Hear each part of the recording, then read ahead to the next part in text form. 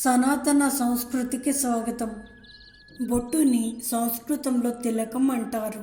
నుదుట బొట్టు పెట్టుకోవడం అనేది మన సనాతన సాంప్రదాయపు విశిష్ట లక్షణం. బొట్టు పెట్టుకున్న వాళ్ళ ముఖం చూస్తూ ఉంటే వారిలో తేజస్సు, వర్చస్సు, కళ తాండవిస్తుంది. అందుకనే బొట్టు లేని ముఖాన్ని చూడకూడదు అంటారు సంస్కృతి సాంప్రదాయాలు పాటించి పెద్దవారు. వైదిక కర్మలు ఆచరించేటప్పుడు నుదుట తప్పకుండా తిలకధారణ చేయాలని బ్రహ్మవైవర్త పురాణం చెబుతోంది. స్నానం, దానం, తపో, హోమో, దేవతా పితృకర్మచ తత్సర్యం నిష్ఫలం యాతి లలాటే తిలకం వినా బ్రాహ్మణాస్తిలకం కృత్వా కుర్యాత్ సంధ్యాన్య తర్పణం. పుణ్యస్నానాలు చేసేటప్పుడు, దానం చేసేటప్పుడు, తపస్సు ఆచరించేటప్పుడు, హోమం చేస్తున్నప్పుడు, దేవతార్చన చేసే సమయంలో, పితృకర్మలు ఆచరించేటప్పుడు తప్పనిసరిగా తిలకధారణ చేయాలి. లేకపోతే పైకర్మలన్నీ ఫలితాన్ని ఇవ్వవని, అదేవిధంగా బ్రాహ్మణులు సంధ్యావందనాన్ని చేసేటప్పుడు, తర్పణాలు విడిచేటప్పుడు తప్పనిసరిగా తిలకాన్ని ధరించాలని అర్థం.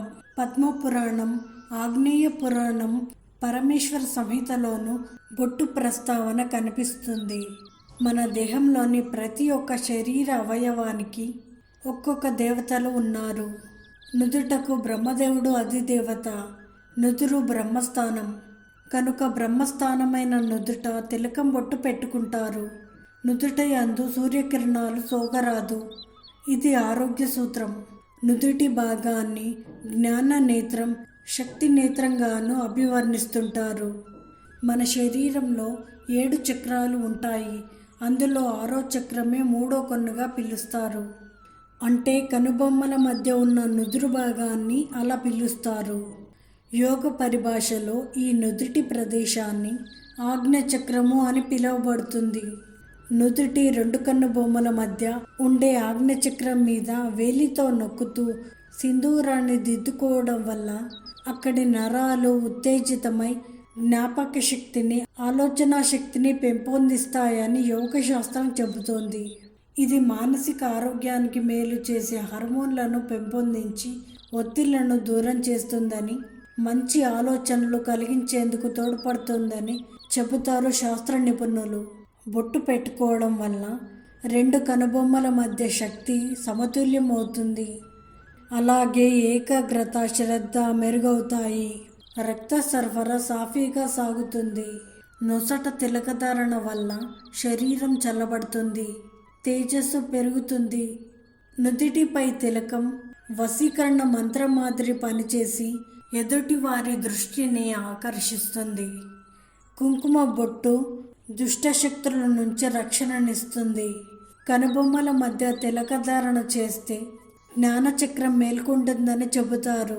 మానవ శరీరము మొత్తము, ప్రత్యేకించి కనుబొమ్మల మధ్యనున్న సూక్ష్మమైన విద్యుత్ అయస్కాంత తరంగ రూపాలలో శక్తిని ప్రసరింపజేస్తుంది.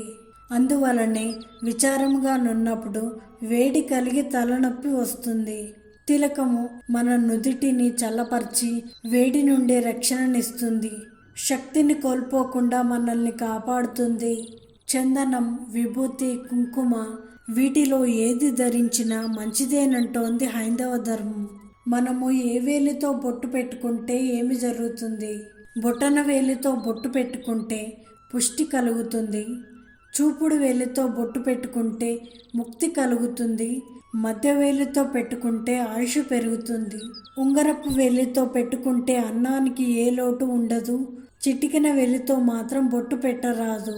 ఇతరులకు బొట్టు పెట్టాలంటే చూపుడు వేలితో పెట్టాలి.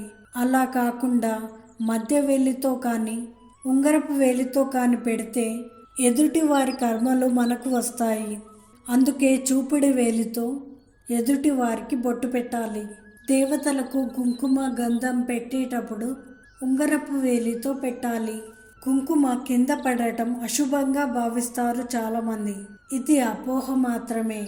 అనుకోకుండా కుంకుమ కింద పడినప్పుడు అలా పడ్డ చోట భూదేవికి బొట్టు పెట్టి మిగతా కుంకుమ చెట్లలో వేయాలి. నిజానికి కుంకుమ కానీ కుంకుమ భరణ కింద పడటం కానీ శుభసూచకమే. భూమాత తనకు బొట్టు పెట్టమని చేసే సంకేతం.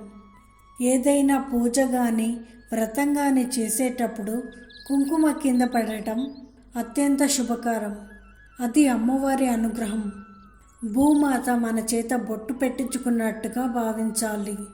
అటువంటి అదృష్టాన్ని అశుభంగా భావించటం, బాధపడటం సరికాదు.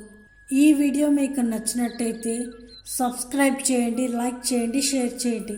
ధన్యవాదాలు.